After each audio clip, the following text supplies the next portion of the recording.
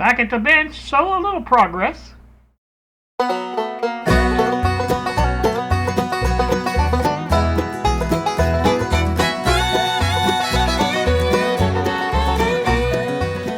Good afternoon, YouTube. It is 1:05 now on this Saturday.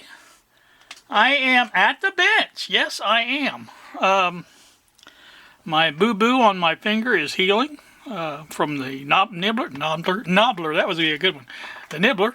And I'll be able to use that for long again. I think I'll probably use some kind of a glove or something. I'm not sure what, but I tend to get, blisters like that from using tools like that a great deal. Now this is going to be my Monday video. I decided to do this in the shop even though my hand is still not functional. It is somewhat better. It's not painful. When it's not painful, I can do things. Limited things, I should say. Have not worked on the MFP at all since last time we spoke back here. And so that's still as I left it, basically waiting for the next item, which is, I'm going to get all this cut out first. I think I mentioned that before. But I want to cut the thing out for this, and it's basically just going to be 4 holes for that scope to mount to, and I think I'll probably use that for my hole to take the power and the input BNC connector wire going down through there, comes out here somewhere, and that's what we'll do there. Once I get that done, I'll probably go ahead and mount the frequency counter up here. Well, and get the holes cut anyway. And then also, I don't know if I even mentioned this or not, but this came in the other day. And I'm not going to take it completely out, but, well, I'll take it out to show you the meter, but there's what that looks like. Now, that's going to be my AC voltmeter for the alignments, things like that. And I think that's going to work out good, I hope. I hope so anyway. We'll see. But that's what that looks like. So that's that. Now, also I got in some, I think I mentioned these. These are the AC adapters for the powering of the panel. And those have come in. And I also got these, which is the first ones I ordered, the smaller ones of the two. Now, the larger one that I want to end up using is supposedly in New Jersey at this time. And should be here before too much longer. So that's good. This is the other frequency counter, I think, is what this is. I'm pretty sure. I didn't take it out and look at it, but I'm pretty sure that's what it is.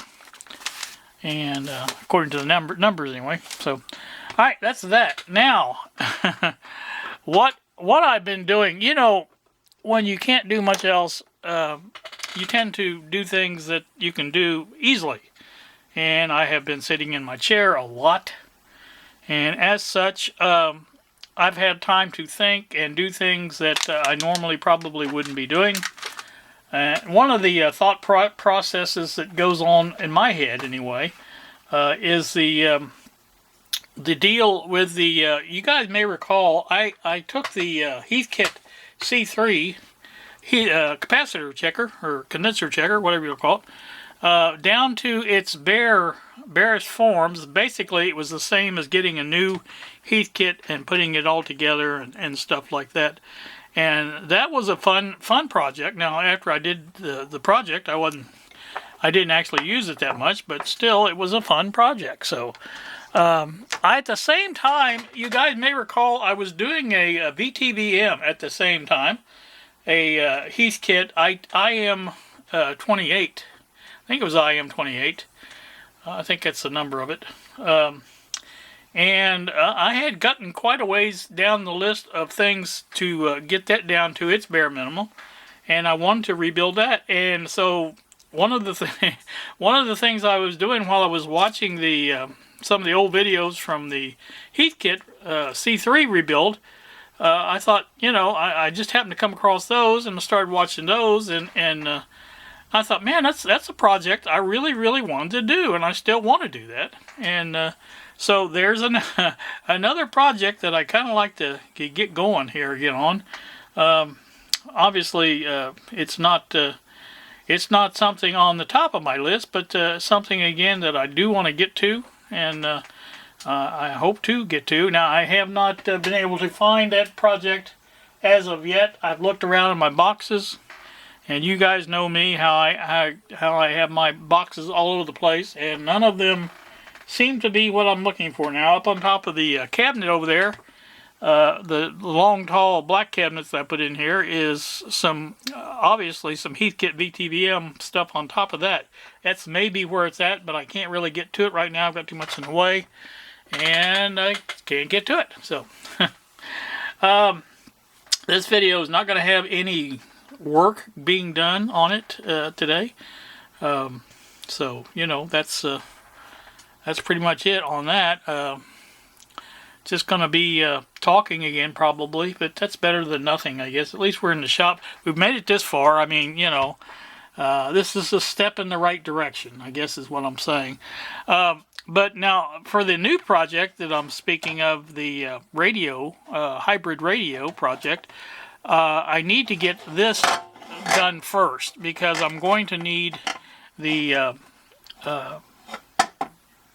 voltages from this dual DC power supply down on this end here, and I'm going to need that, and I'm also going to need I think I can get away with the battery for a while, just a flashlight battery type deal, a 1.5 volt. I can use that to begin with. That's not going to be a problem.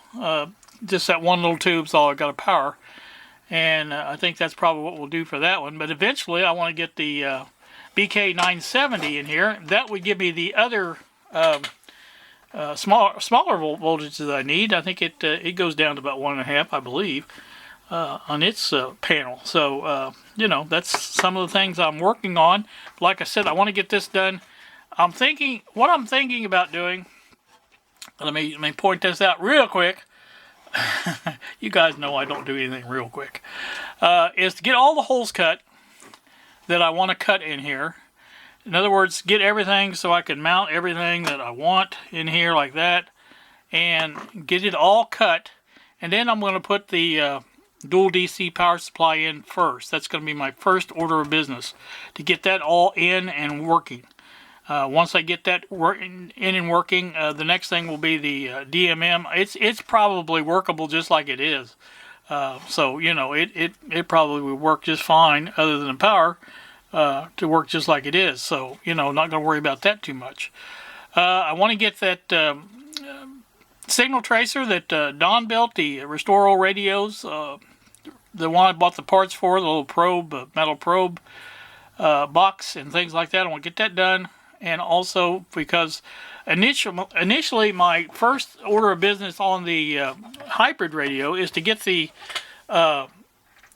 tube section of the Motorola that I bought, and that should be here Monday, by the way, according to tracking.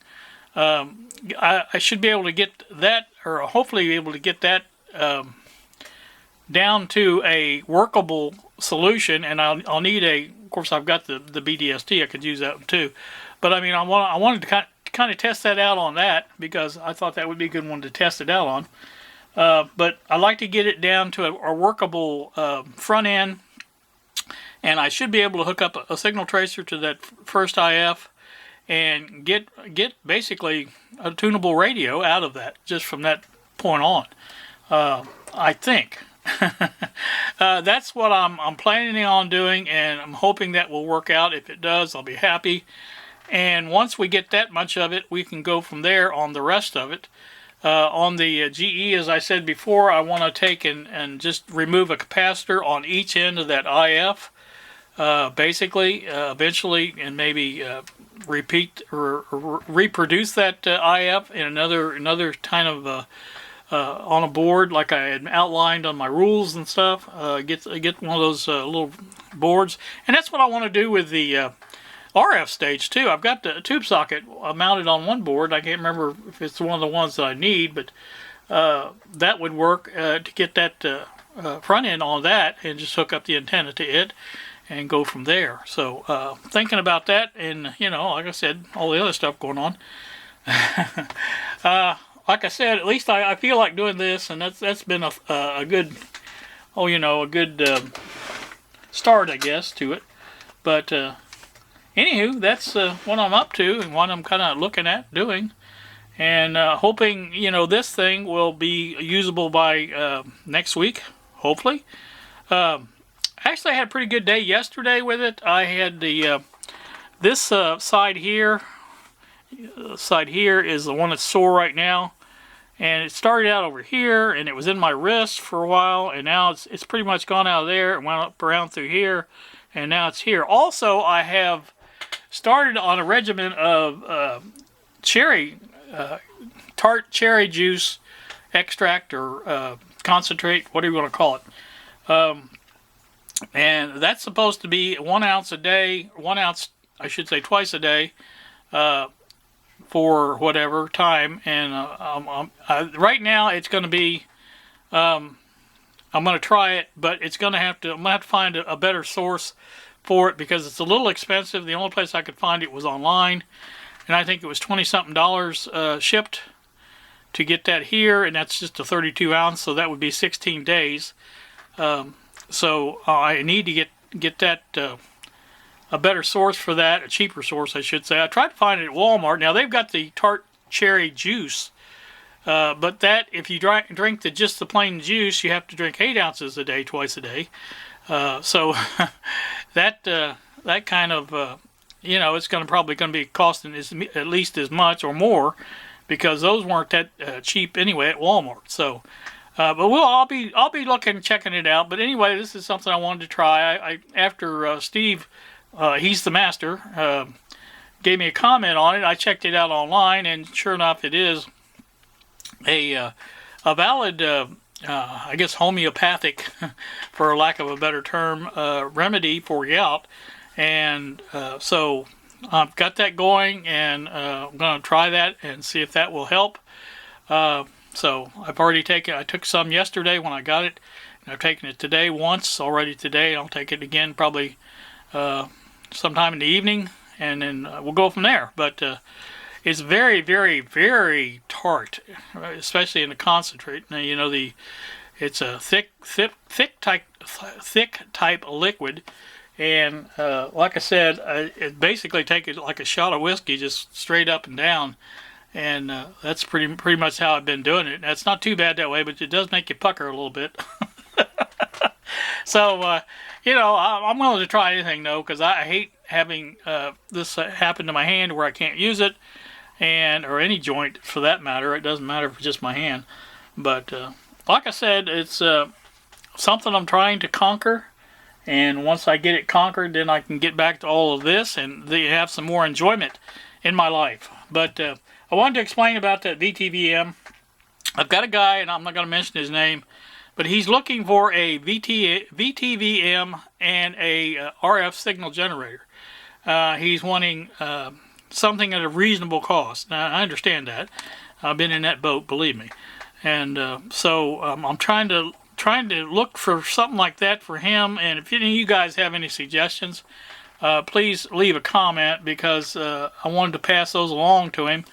And he is a fellow Hoosier, so like I said, I kind of want to pass that along if I could.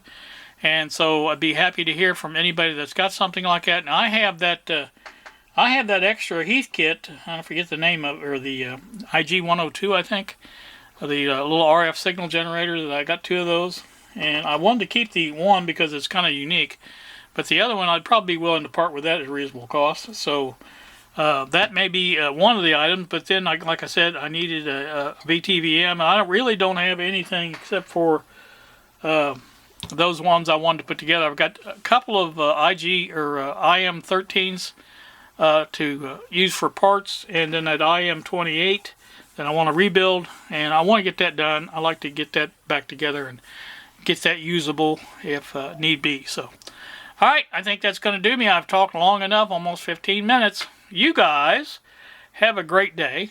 Thank you so much for watching, and we will see ya.